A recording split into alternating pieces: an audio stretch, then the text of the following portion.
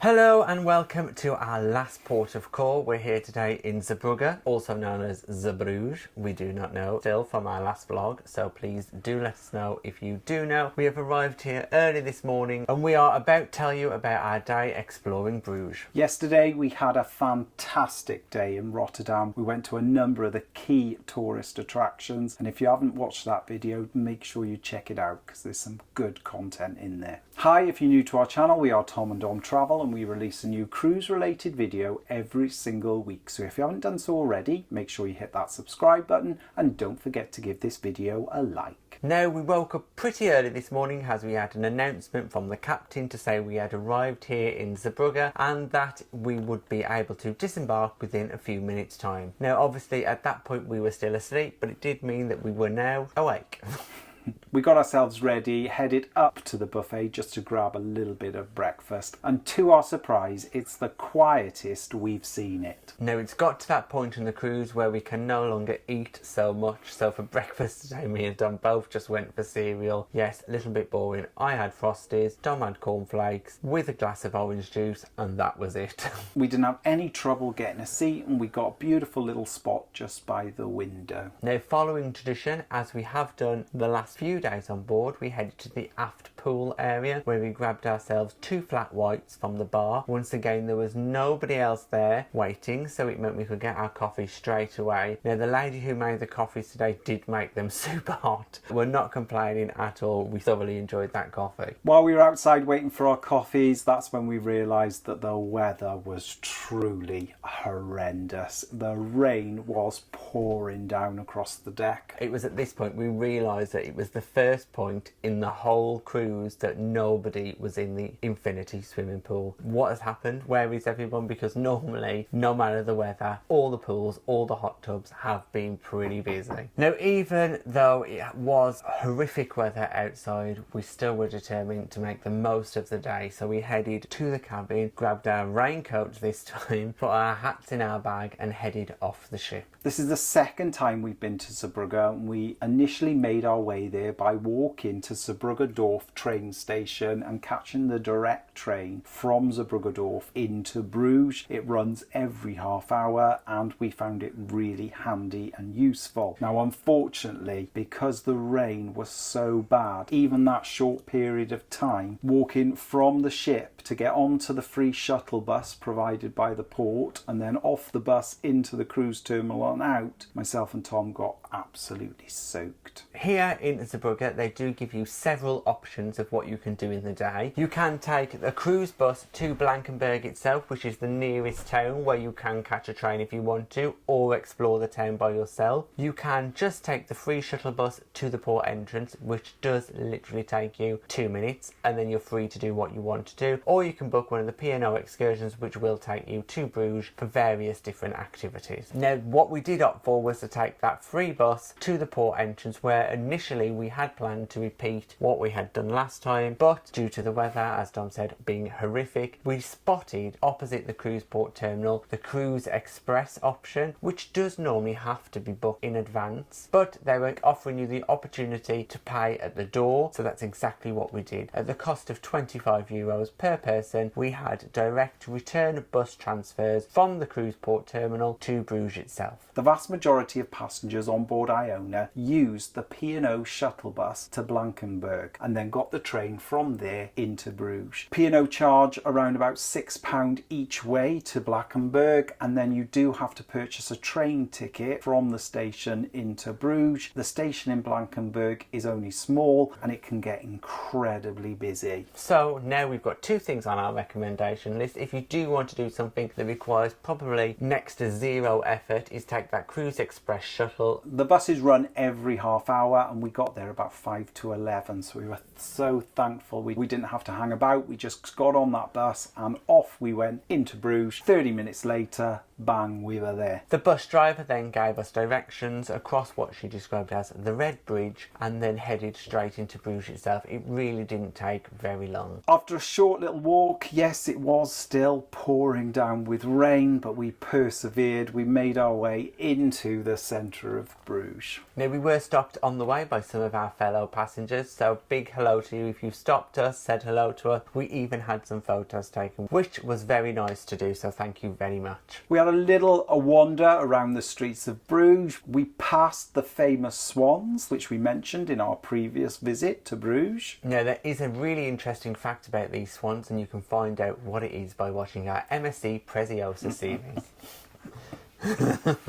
Most of the swans in Belgium live in Bruges and they're kind of revered. But you can still watch our MSc Preziosa series to find out what we got up to the first time we visited. Anyway, on to this visit. We continue to have a little wander around those wonderful cobble streets of Bruges, and you do have to be careful because there are a number of people that you need to dodge. Number one, it's the people on the bikes, and number two, it's the people in the carriages with the horses, because they are also dotted around the city. Bruges is set in a beautiful location with lots of little rivers and waterways, and if you have the time and you fancy the experience, we definitely recommend that you take a boat trip, because they are great and it gives you a lot of history, and they take you into certain areas of the city that perhaps you wouldn't necessarily visit on foot. Now, we do like to visit a church on our travels, and this time we have visited two today. The first church that we visited was huge, and it did actually contain a couple of different relics. Now, we didn't really know much about relics and what they are, but we have since discovered that these relics are seriously important, and there was a lot of people very keen to take a look. The church was traditional and it was part church, part museum. You could purchase tickets to walk around the museum from just outside, and inside they had a few little sample displays that were incredibly detailed and interesting, and then you could also go into the main museum part of the church to discover more. Now, from the first church we had a little walk around some of the smaller alleys. Now, we also had to pop into a shop to buy some postcards and stamps, and they should be with our Patreons already. Fingers crossed. Well, by the time this video is out, they should definitely be with the Patreons. If not, they're lost. If you fancy receiving a little postcard on our travels, then make sure you head over to our Patreon and check that out. Patrons also would have had a preview of what we've been up to this whole cruise, because they get exclusive video update as we go to different ports. After having a little wander around and doing our little postcard thing, we then made our way into the centre of Bruges. We stopped off at the beer experience, which looked incredible. Now, unfortunately, it was still only about 11 o'clock, so a little bit too early to taste any beers. I know, even though we were in Bruges, still, we didn't really feel up to it. What was interesting about this part, it had menus hanging from the ceiling that were separate for each of the different countries the beers came from, and we found that fascinating. The other thing that was absolutely fascinating about this place is where the toilets were located. Down the stairs, but they were indicated by this little statue who was just little peeing over there. Who was just peeing. They were indicated by this statue that was just peeing water. Well, I hope it was. But it got even more interesting because then the toilets also featured fish. Not sure why, not sure how, but they did. Bit weird. And there was also a little bit of a display and an attraction that was also located down there. It was all going on really in such a small little space, but nonetheless quite interesting. This venue is also the location of the famous beer wall, where they've got lots and lots of different types of beer all built into the wall and covered by some perspex glass. Now, from there we continued to have a walk around the cobbled streets of Bruges. We continued to make our way into the centre of Bruges, and we got to the main town hall area. Again, really impressive. Lots of different tours and events taking place. We did need the toilet by then, and we knew that McDonald's was just around the corner, so we headed there. Now, unfortunately, it's no longer free. You do have to pay 50 cents, even if you have purchased something to eat, so that was a little bit disappointing. It is. Most toilets are chargeable in Bruges itself. Most of them charge €1 per person. However, we did then pop round the corner to have a look at Burger King, and they are still offering the option of getting a code if you purchase something, especially if there's more than one of you. Just purchase something and you can share the code. Scandalous. Standard, but it's a good option.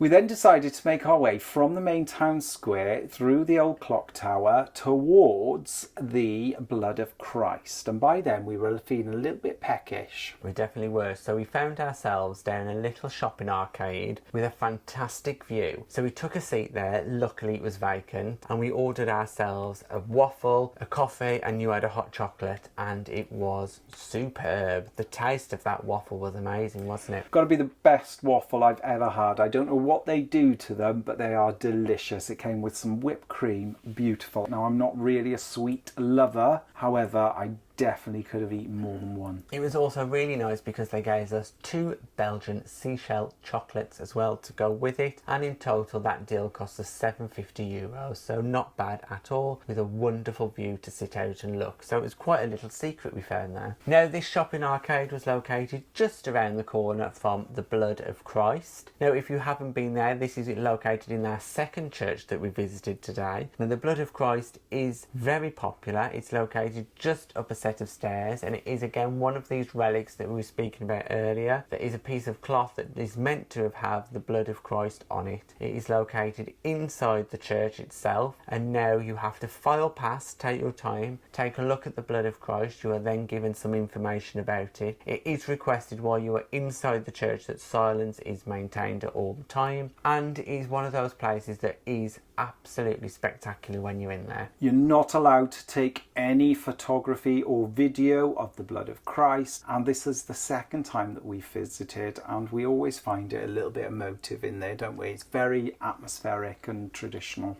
Coming out of the church where the Blood of Christ is held is another little square. You'll find a really large modern museum. We decided to make our way back to the ship now because we got a really busy day. Yes, the ship is leaving a little bit earlier than it has at other ports, so 4:30 is the all aboard time, but we wanted to get back pretty much as quick as possible. So luckily for us, we ran through the streets of Bruges to make the 1 o'clock bus, so that meant we could be back with plenty of time to get ourselves packed, sorted, grab a drink and get ready for the evening. The bus leaves every half hour, and the one we wanted to catch was at 1 p.m. We arrived at the bus stop at 12:58.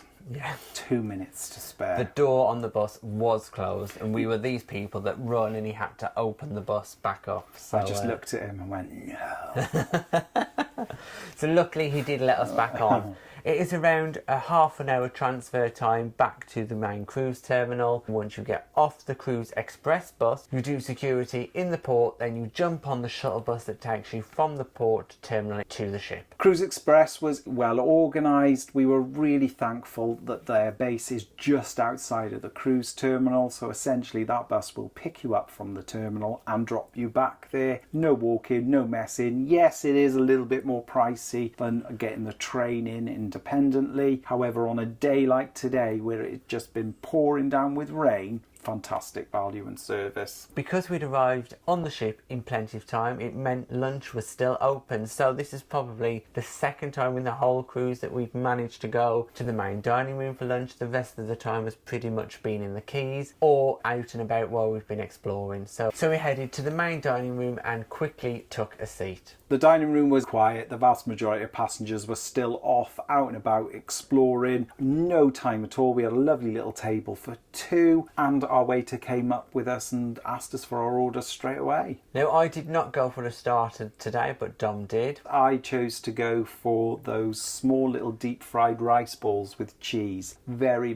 tasty, but I couldn't eat all 3 of them because there was 3 on my plate. It came with a little tomato sauce, which was delicious, but I only managed to eat 2 of them. They're very filling. Then for the main course, we went for the barbecue chicken burger, which is pretty much the piece of chicken that you get on the katsu curry in the quays, with a little side pot of barbecue sauce and a few chips. Very tasty. It was a really nice piece of chicken, huge size, really much bigger than the bun, and the barbecue sauce was a little bit unusual but very nice. And then for dessert, I went for the jam roly-poly. I thought it was a little bit stodgy, it wasn't a great consistency, and when you think of jam roly-poly you think of the jam in it, but it wasn't. It was just jam on top with a bit of custard. Take it or leave it, really. And I chose to go for the carrot cake. Yeah, probably not my most favourite. It was cold and hard and it was very tasty. It had a lot of flavour to it, but I just think it was quite difficult to cut into. I had a glass of Malbec and Tom had some Coke, so it was a very pleasant lunch overall. We did then take a quick walk around the shops area, but the shop wasn't open because what we did want to go to is the Future Cruise Centre. Luckily for us, we arrived just in time as there was hardly any queue and we were quickly sat down with one of the travel advisors. Unfortunately, we didn't think they offered us anything of great value. The offers they offered us actually were more expensive than what they were showing on the P&O website, which was just crazy. We often go to the Future Cruise Centre just to price up cruises that we've got our eye on. However, we've never found it very good value. Yes, there have been one or two on Princess that were incredible, but on board P&O, every time we go, the prices that are quoted to us are always more expensive than the P&O website. Even with the onboard credit and a select fare, it's never really worked out very good value for us. No. But we always price it up just in case. Yeah. After the Future Cruise Centre, we then headed back to the cabin because we hadn't done any packing at all. And even though we've only been on here for a week, we've definitely overpacked. We always overpack basically because we're going from Southampton, there's no luggage limit, so we do a lot of just in cases. We packed for about an hour and our reward for doing that was a trip to the Crow's Nest. It was still quite quiet in there, however the premium seats that go along the edge of the window were all full, so we did have to take a table a couple of rows back, but we just waited, bided our time until somebody left and then we were straight in there. Yeah, we had some really good views of the port here and we could see the ships coming in and out under the bridge and through the lock, which was great because some of the size of those ships going through those water canals were amazing. And whilst we were doing it, I had a glass of Pinot Grigio. I had a gin and tonic with Fever Tree because that's included in the classic drinks package. So you're definitely making the most of that, haven't you? The views were spectacular because by now the weather had cleared up beautifully. If only it had been like that from 8 o'clock this morning. If only. So then we made our way back to our cabin to film this. And we're going to start getting ready for our evening on board Iona. So we will be back with you probably in about 1 second, wearing something different, maybe after a few drinks. And we're back. Yes, we are back in our cabin after our final evening here on Iona. Now, when we left you, we were just about to head to dinner. While we were in the cabin getting ready, we joined the virtual queue for the Aqua restaurant, which is another main dining room here on Iona that we haven't been to before. We did leave the cabin before our table was called and we just had a little wander around the atrium just to see what was going on, and there was loads of people out enjoying their last evening on board Iona. It wasn't long when our table was ready, so we headed into the Aqua restaurant where we were quickly seated. We're quite impressed with the Aqua restaurant. It was kind of like a small intimate venue. It had some mood lighting and we think if we'd found that restaurant earlier on in the cruise, we perhaps might have stayed in there. We were seated straight away and our waiter came over with a menu where we were both offered some focaccia, but he didn't have any focaccia, so he had to go and fetch some focaccia for Dom because Dom wanted focaccia because I had focaccia. Then he came back with extra focaccia and then he asked for our drinks order. Tom had a Pinot Grigio, I had another glass of the Argentine Malbec, which is very nice. Shortly after that, the waiter came over, delivered our drinks and then asked us for our food order, and tonight the menu was a little bit hit and miss, shall we say. For my starter, I ordered the meze and yeah, it was okay. It was a little bit unusual. There was a bit of falafel and some hummus. They were the only two items on the plate that I actually knew what it was. The other two were a little bit peculiar and I've got to say I didn't enjoy them at all. I went for something far simpler. I went for the chicken satay. There were 2 strips of chicken there and they both tasted fantastic. In fact, I had to give one of my strips of chicken to Dom because he wasn't so impressed with his meze. For the main, we both went for the lasagna. Now, Tom had the lasagna in the Olive Grove a few nights ago and it was delicious, wasn't it? Very good. So we had high hopes and expectations here in the Aqua restaurant. Unfortunately, those high hopes did not come to fruition and I've got to say it was one of the worst lasagnas I've ever eaten. I just found it incredibly tasteless and very, very stodgy. And I thought the opposite. I really enjoyed the lasagna. It was thick, dense lasagna. It was really tasty, I thought, and it came with 2 pieces of garlic bread, and I thought it was great. The garlic bread was lovely, however, I just really didn't enjoy the lasagna. Then for dessert, I went for the meringue option, which seemed great when it first arrived. It looked very pretty, but when you looked underneath the meringue, it was really just a stodgy, cakey bread pudding type thing, and it just wasn't nice at all. No, it wasn't very good at all. It was like a bread and butter pudding with a meringue top. It just had a horrible texture, not very good at all.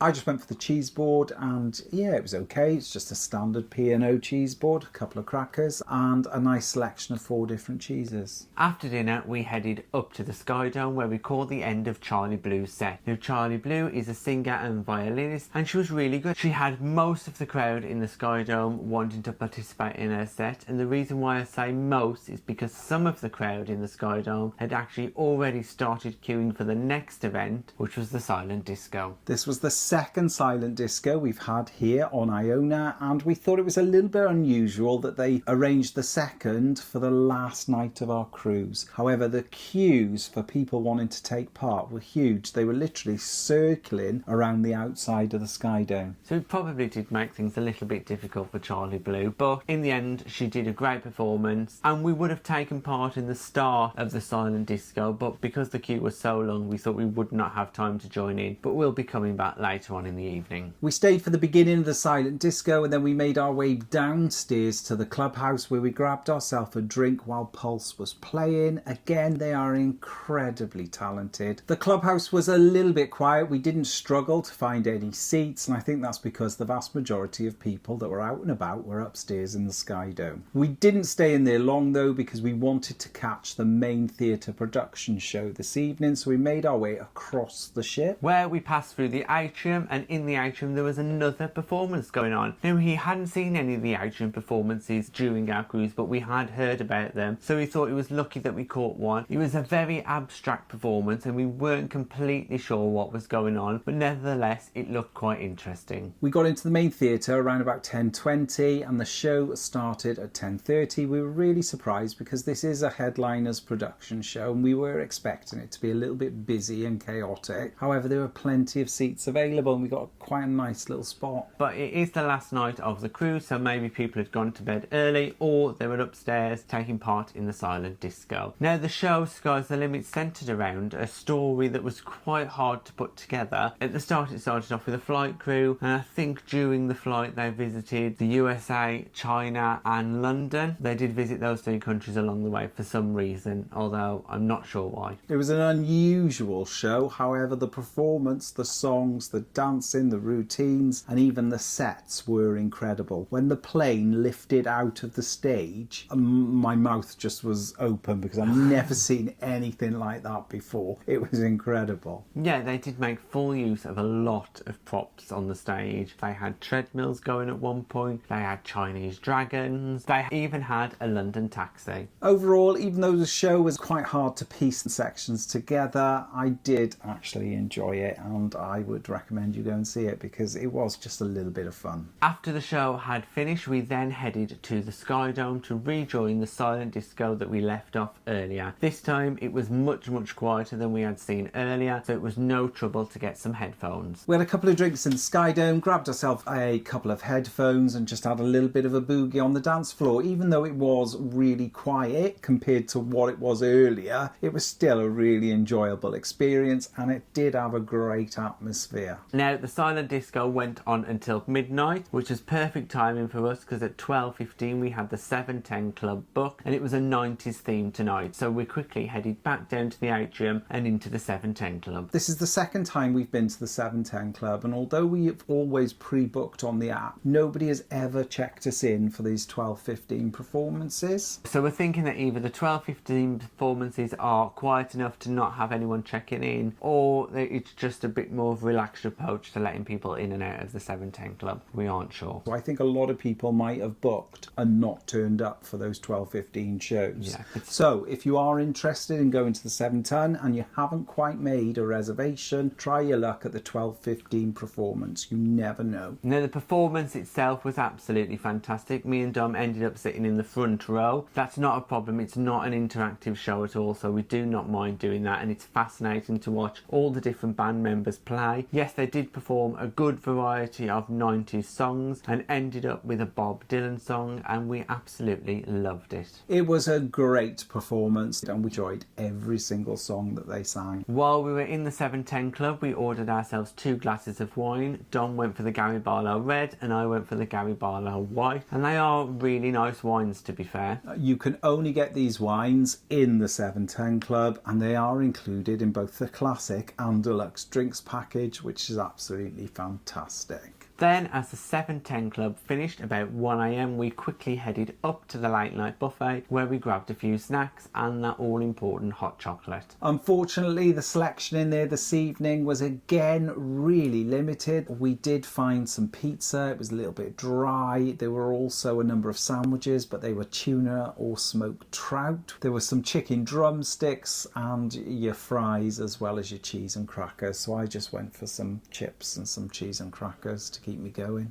And that was it then, and this is where you find us back in our cabin after having our quick snack in the late night buffet, and we are off to bed now, dreaming of our encounter with Wallace and Grommet that we had earlier this evening. Yes, we forgot to tell you about that, because as we got on the ship earlier, we suddenly found Wallace and Grommet standing in the cinema area, and of course me and Dom ended up having a photo with them. We've just finished doing the final little bits of packing. We did get our disembarkation information yesterday, telling us where we needed to meet and what time our disembarkation is, and I think we've got a 9:15 disembarkation. We do have to put our cases out because we haven't done that yet, and yeah, we've had a really good week. Tomorrow is our disembarkation and we shall let you know how we get on. So we shall see you now when we're back at home. And we're back. Yes, we are back home in Wales now, so let's keep you updated with what happened after we last saw you, where we're perhaps looking a little bit glassy-eyed and a bit worse for wear, because we certainly made the most of our last night on Iona. We had to vacate the cabin by 8 AM and we set the alarm for 7:30. It was a little bit of a rush to get all of our last minute packing done and then out of the cabin by 8 AM, but we did manage it. We made our way up to the Horizon Buffet and it was incredibly busy. We did have to walk up and down a couple of times just to find a seat, and the queues for all of the food and the buffet areas were huge. And yes, Dom's right, it took us a long time to get a seat.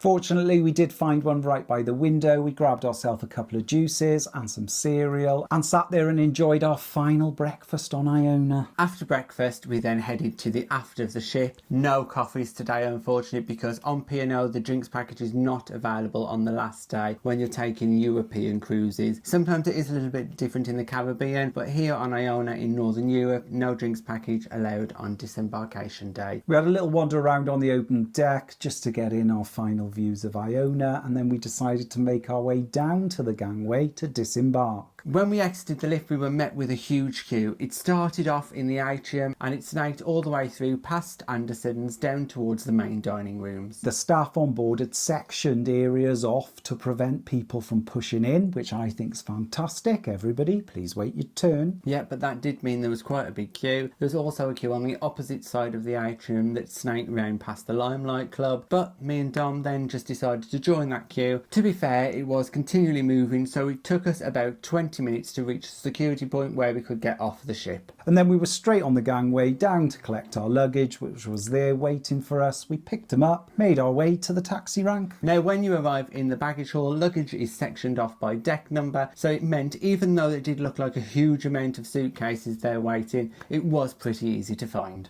As we exited the terminal then, we joined another queue to wait for a taxi. Once again, we were in that queue literally a couple of minutes, and then we were dropped off to collect our car. We've had a fantastic week sailing on P&O Iona this week. We thoroughly enjoyed ourselves, from the food to the entertainment. Yes, it has been a really enjoyable week. We've had some really great fun at some of the destinations and had some enjoyable days and evenings on board the ship. Thanks for watching our final day on Iona and our disembarkation. If you've got any comments or questions, just pop them in the box below and we'll get back to you. If you'd like to support us in creating future content, we're also available on Patreon. And please don't forget to like and subscribe. It's free. And hit that bell notification button to never miss a video from us. Thanks for watching. watching. Bye. Bye.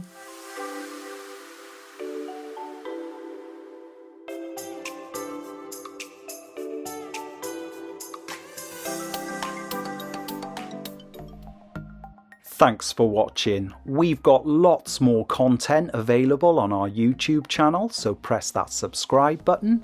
If you're interested in receiving daily updates, we're available on most social media platforms. Just search for Tom and Dom Travel.